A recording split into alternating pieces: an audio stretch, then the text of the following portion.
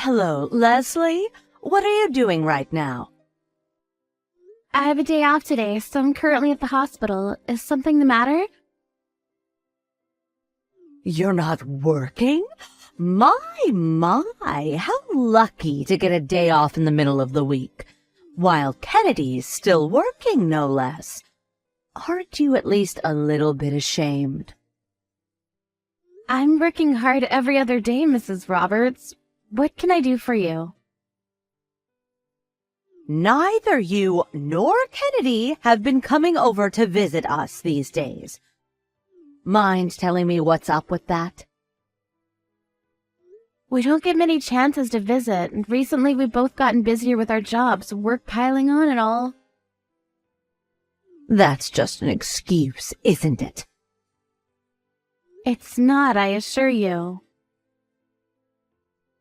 You seriously can't make some time to see me and my husband?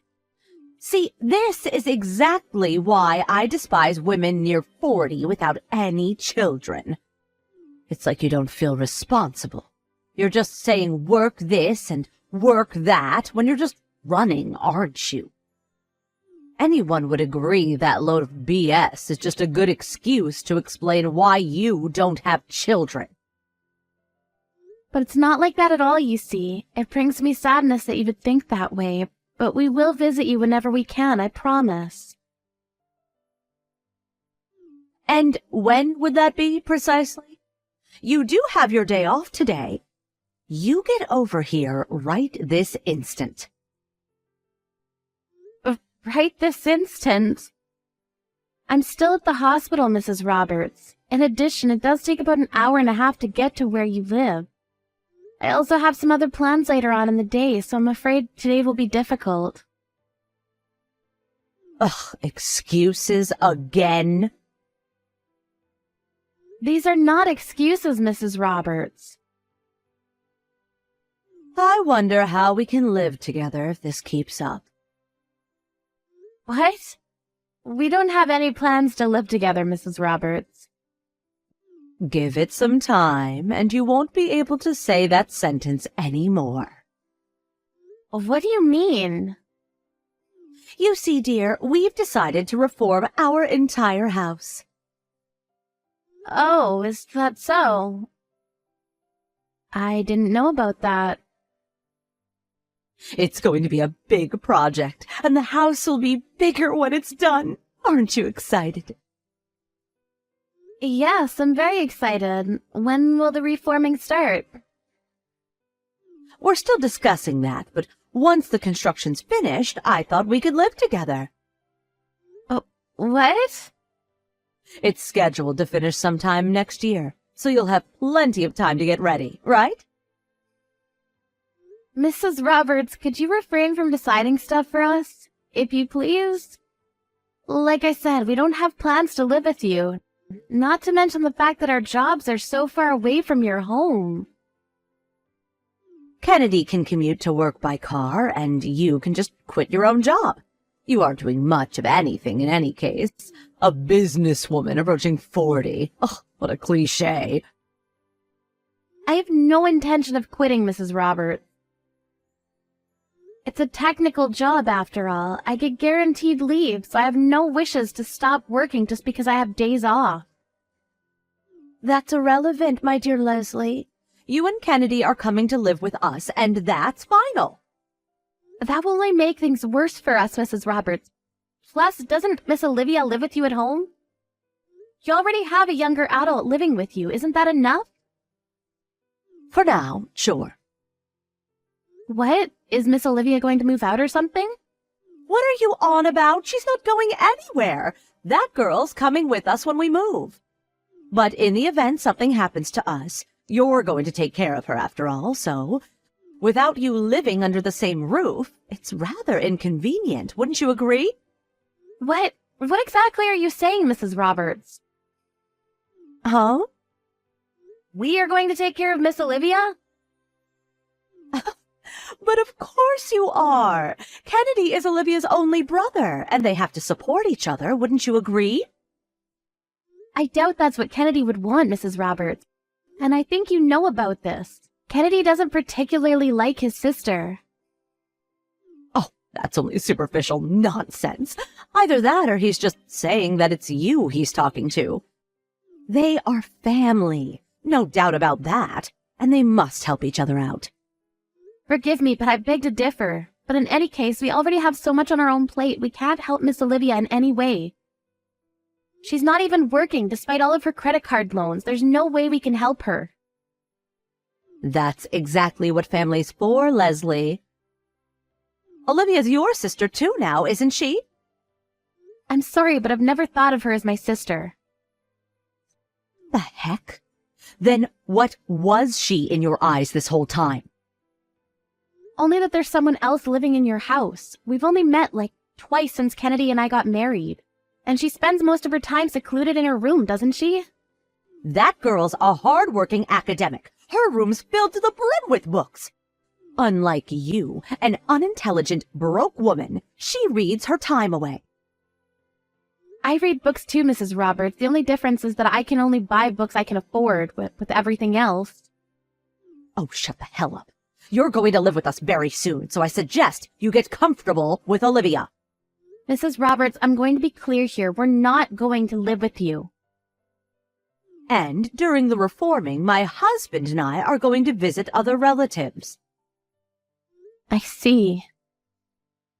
But they say they really don't have the space for Olivia and can't make any more room. So I'll say my thanks now. So it's done.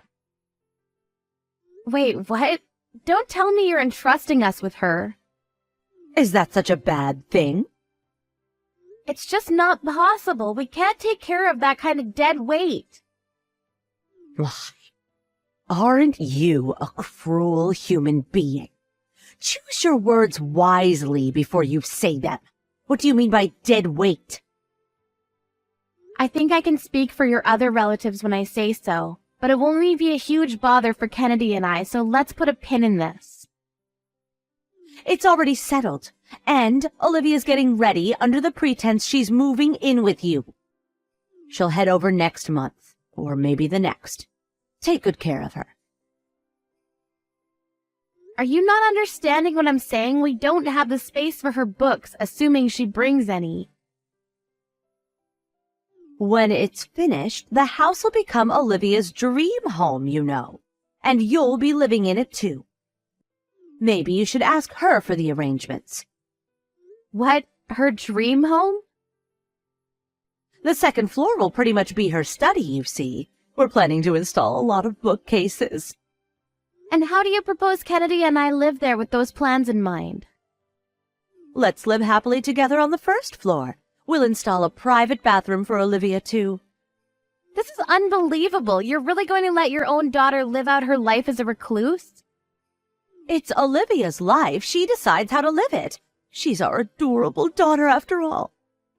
And yet you accuse me, a childless spouse approaching 40, that I'm only using work as an excuse to not have children. What about Olivia? She's 44 right now, isn't she? There's no way she's going to get married, and she hasn't worked a proper job in over 10 years, right? She had a proper job up until 10 years ago. Isn't that good enough?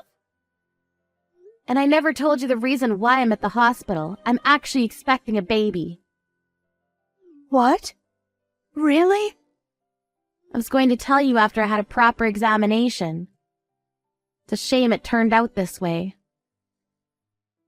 Oh, how marvelous! All the more reason for living together, isn't it? You're finally having a baby! Oh, I can finally see my first grandchild. Not in a million years will we live with you. What? Why? We can't live in a newly reformed house with the second floor a haven for a recluse. With our darling baby, you see. And also it's another thing to live on the first floor with our family, with Mr. Roberts and with you, while Olivia gets the whole damn second floor to herself. A child changes everything, Leslie. I'll have a chat with Olivia and see if we can reach a compromise. In either case, we're not living with you. We have no intention of taking care of Olivia either. How heartless of you. Kennedy would never say such nasty things. And also, Kennedy and I are planning to build a house of our own. What? Really? We were worried that we couldn't help you in the event you're not doing so well, so we were thinking if we build a little bit closer to home. I'm starting to think it's a lost cause. You were thinking about that for us? Yes, on the condition that you make Olivia independent, but that won't seem possible anyway. I want to live with my grandchild, too. I've been waiting 3 long years for a grandchild, you know. Perhaps you should be hopeful to see Olivia's child. Since she's so important to you, you're willing to reform your whole house for her sake. Well, first she has to touch some grass if you want her to get married and have children. She isn't so much dead weight for me and for Kennedy. Perhaps oversized piece of trash is a more accurate description. How about you start by making her stop asking for credit card loans? Leslie felt like she'd gone a little too far with what she said, but Kennedy praised her, saying, "Great job," when she told him what happened. Later on, Kennedy himself contacted Mrs. Roberts and told her that the plan to build the house closer to home was scrapped, and they would be instead building even further away. He also told her that unless Olivia became independent, even when the baby was born, Mrs. Roberts would never see it. Chloe, my mother-in-law, was enraged, scolding her son for insulting his own sister that way. But George, my father-in-law, agreed that although he did love his daughter very much, she couldn't live like this anymore, and he told us he'd ask her to find her own place. But then Olivia flew into a tantrum and nearly destroyed the entire house.